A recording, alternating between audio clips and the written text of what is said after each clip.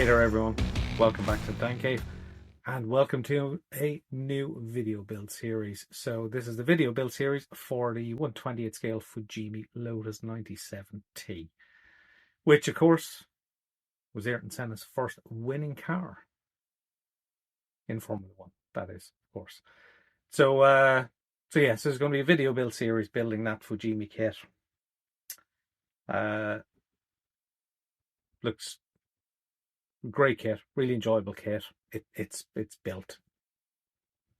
The astute of you may spot it somewhere in this video, but it is complete. Completed a while back, earlier this year.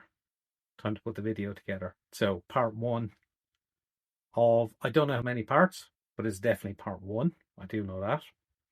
So part one is going to look at bodywork. So all the bodywork, prep, prime, paint, decal, and 2K. It's a relatively short video. Running time's probably going to be about 17 minutes. We'll cover all the key parts of part one of the build. So you can kind of see just over my shoulder, the video edit is running in the background. So I've literally just finished editing part one. I thought I'll throw together the intro and outro and we can try and get that packaged together and released as soon as possible, hot on the heels of the bench update for March, just going out the other day. So if you're new here, don't forget to subscribe. Please give the video a like and feel free to leave a comment as well. So I will of course be back at the end to give you some of my final thoughts on how part one has gone. So let's head on over and see how part one went. Over we go. So funnily enough, we're going to start in the box. So for this kit, I've got some aftermarket decals from TB Decals.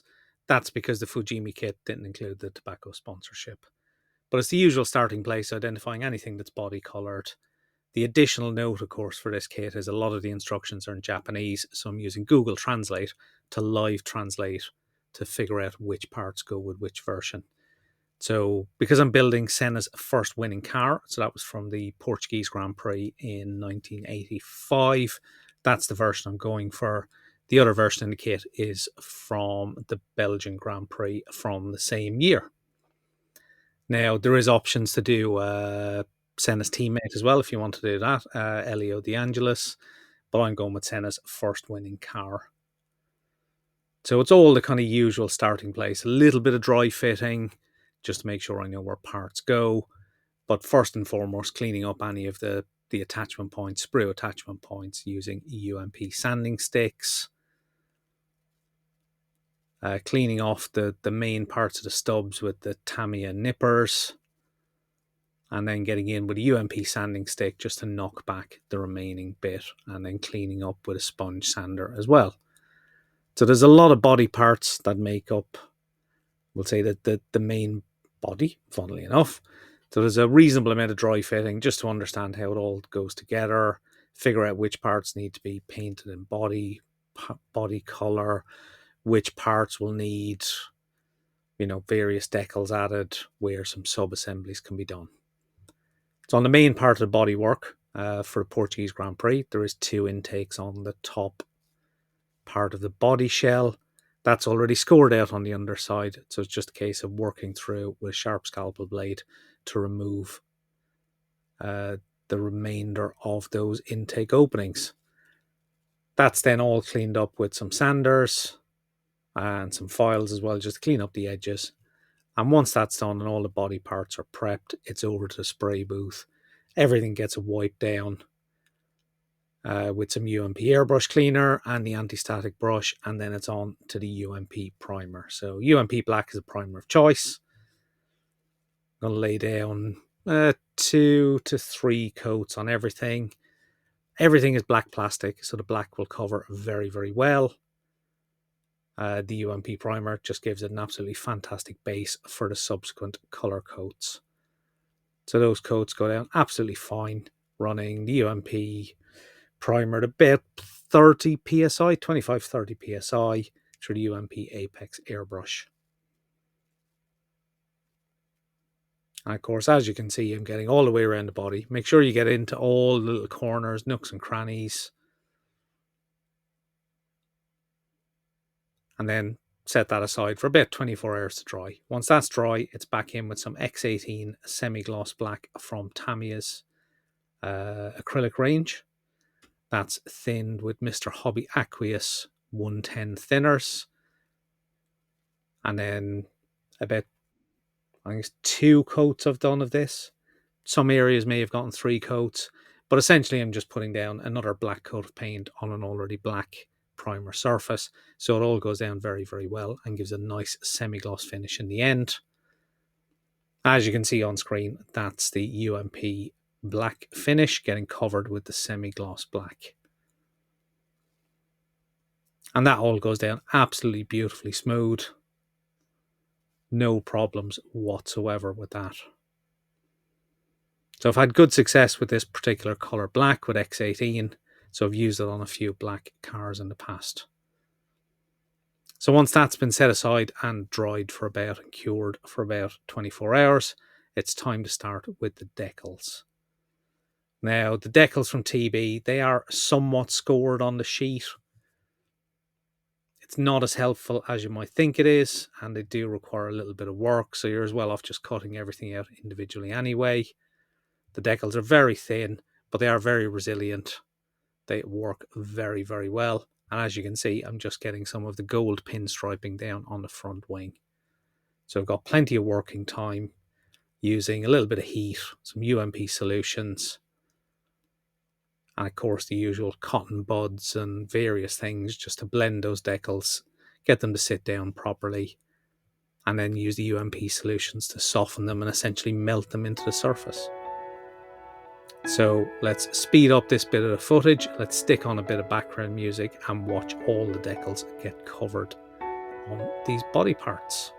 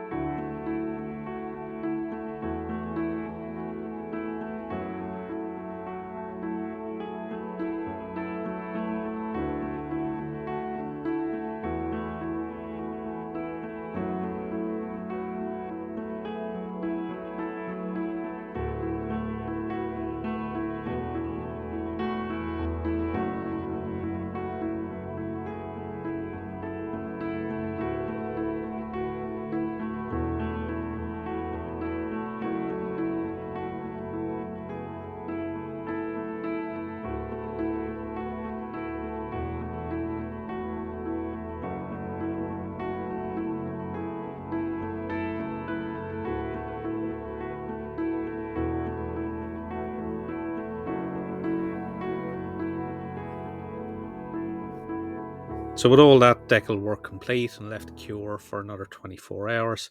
It's time to start with the clear coat. So I'm using Gravity Spain 2K, which requires 3 coats. The first coat is just a tack coat, as I like to call it, kind of a shiny pebble dash coat. You're not looking for a full gloss finish. You just want to get down enough material that when it's left to cure for about 10 minutes, basically becomes really sticky and helps the next 2 layers stick very, very well to the surface. So it's a relatively light pass, but once again, just trying to make sure you get all the areas you need to get clear coat into, get them covered, but just getting it covered in a tack coat. Now, Gravity 2K, I'm using in a dedicated airbrush that I use for 2K Clear. That's a UMP Apex airbrush running at about, I think it's about 20 psi on a gauge. And that seems to work very well for the Gravity 2K. So Gravity 2K itself is mixed in a 3:1:1 ratio. So that's 3 parts of the clear, 1 part of the activator, and 1 part of the thinners. And I think for this kit, I'm trying to remember how much I actually mixed up for it. Let me just check. So yeah, so I mixed 9mm of clear, 3 of the hardener or the activator, and 3 of the thinner, which gives a total of 15mm, and I'm sure I have plenty left over. So the reason for mixing that much is there's a lot of individual small parts that can basically consume a lot more 2K because you get a lot more overspray.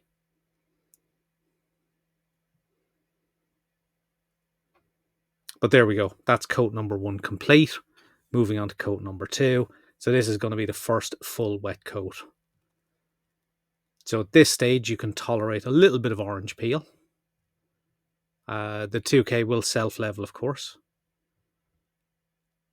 But you are basically aiming for a good gloss coat at this stage.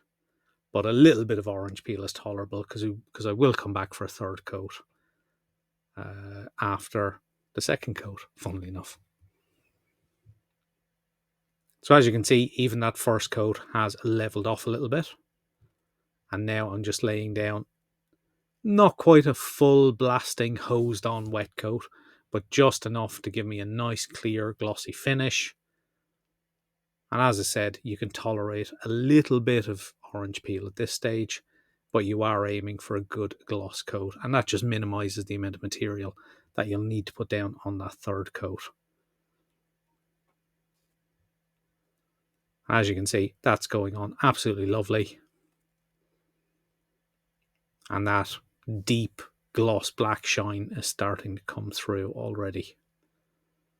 So once I'm happy with that second coat, I will put this in a sealed, relatively sealed enclosure for about 10 to 15 minutes. That'll allow that coat to tack up even more, and then that'll be time to come back for the third and final coat of the Gravity Spain 2K.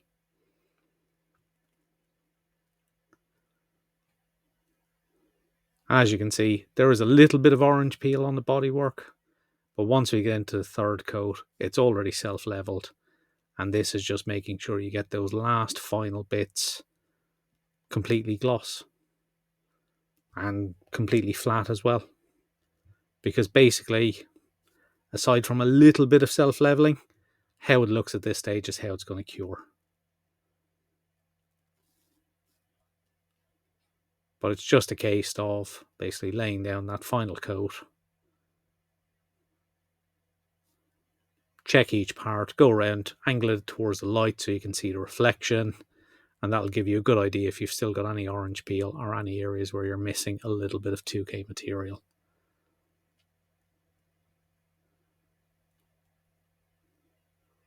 As you can see on the rear wing, that looks spot on. So once again, that little bit of orange peel that was visible on the second coat has now already disappeared under the 10 minutes kind of tacking time that the kit, that the bodywork got. And in this case, we're going in the final third coat. Probably nowhere near as much 2K as went down the second coat. Just enough to get rid of any orange peel, and just enough to make sure that all those kind of areas are completely covered. and we've got enough gloss material down so that it will completely level off and be a wonderful clear gloss coat. And I have to say, I am actually really impressed with how well this has gone.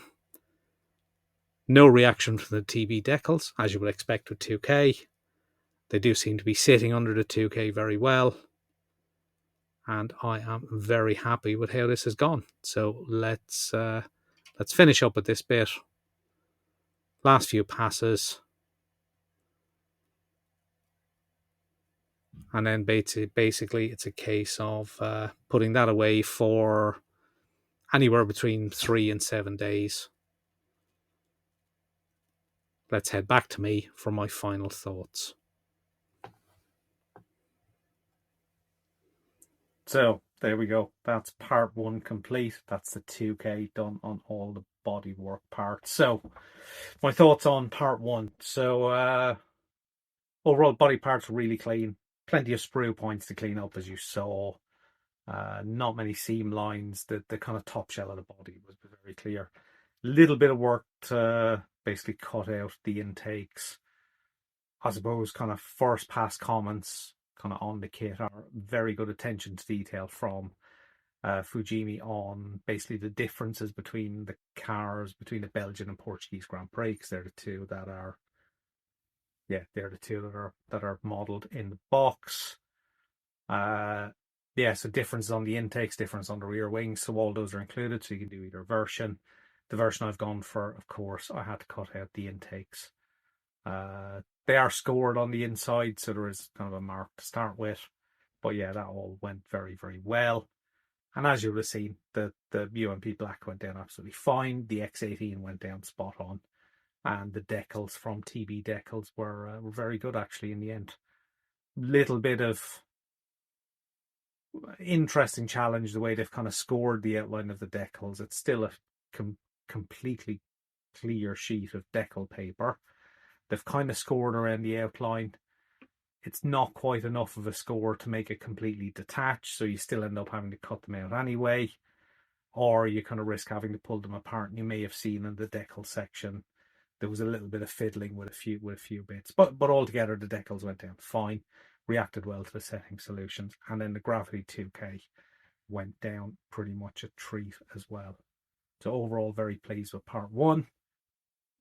Let's hope the rest of the build goes as smoothly. So not sure what part 2 is going to cover. I'll see how I get in editing. I kind of think about 3 parts probably for this build, but let me see how I get on with the editing, and we'll take that decision from there. So thanks for watching. Don't forget to like, don't forget to subscribe, and feel free to comment as well. And thank you for watching, and I'll see you all very, very soon in a video from the Dan Cave. So bye bye for now.